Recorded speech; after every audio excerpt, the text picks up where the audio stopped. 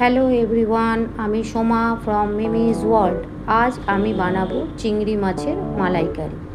তার জন্য আমি চিংড়ি মাছ নিয়ে নিয়েছি, নুন হলুদ দিয়ে ধুয়ে নুন হলুদ দিয়ে মাখিয়ে রেখেছি। এই সাইজের নিয়েছি, আপনারা চাইলে বড় সাইজও নিতে পারেন।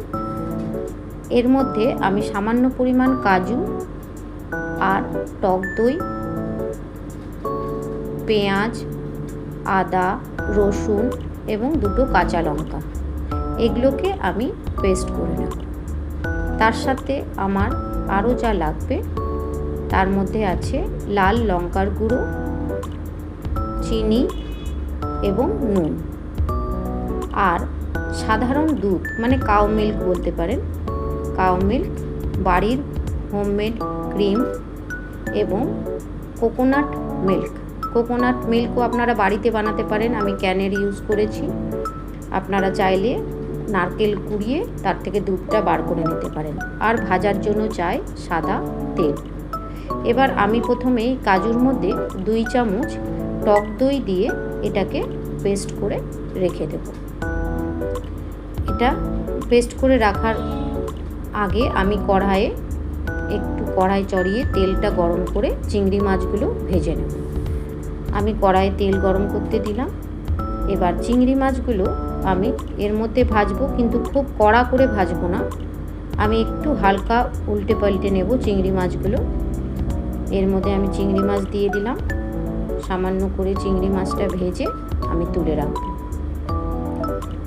আপনারা বড় সাইজের চিংড়ি নিলেও ভালো লাগবে, আমার কাছে এই চিংড়ি ছিল, আমি এটাই করে আপনাদের দেখাচ্ছি।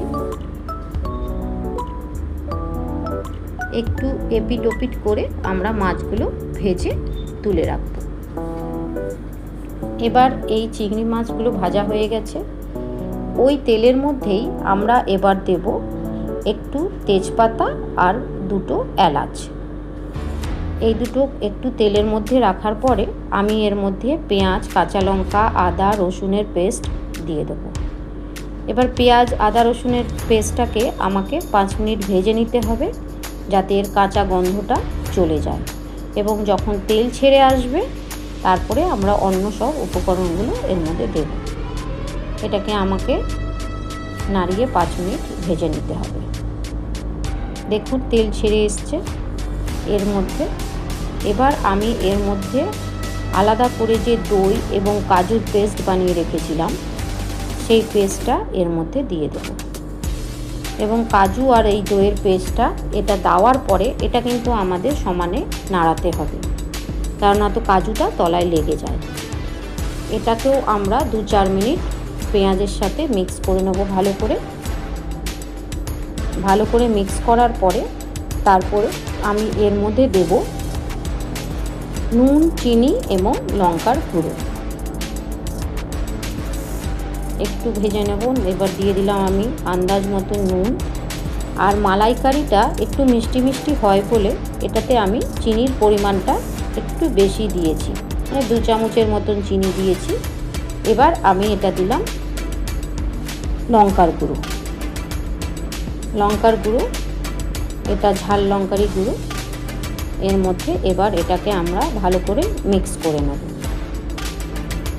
এটাকে ভালো করে মিক্স করে নিয়ে দেখুন কাজু ছিল বলে আমার কড়াইয়ের তলাটা লেগে গেছে। এরপরে আমরা কোকোনাট মিল্কটা এর মধ্যে দিয়ে দেব।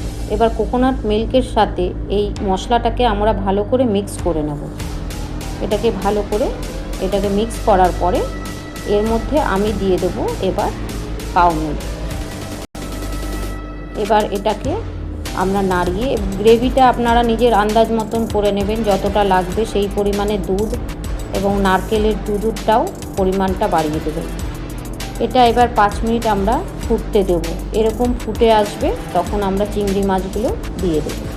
চিংড়ি মাছ দেওয়ার পরেও কিন্তু আমাদের 5 থেকে 10 মিনিট এটাকে ফুটতে দিতে হবে, যাতে চিংড়ি মাছের ভেতরেও রসগুলো ঢুকে যায়।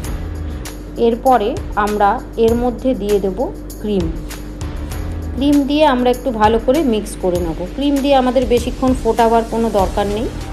একটু দেখুন ফুটে এসছে। এবার আমি গ্যাস বন্ধ করে এটাকে নামিয়ে রেখে দেবো এবং একটু 2টো কাঁচা লঙ্কা দিয়ে আমি একটু এটাকে গার্নিশিং করে নিলাম।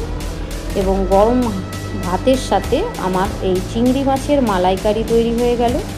এই চিংড়ি মাছের মালাইকারি আপনারা গরম গরম ভাতের সাথে খেয়ে দেখবেন। Thank you.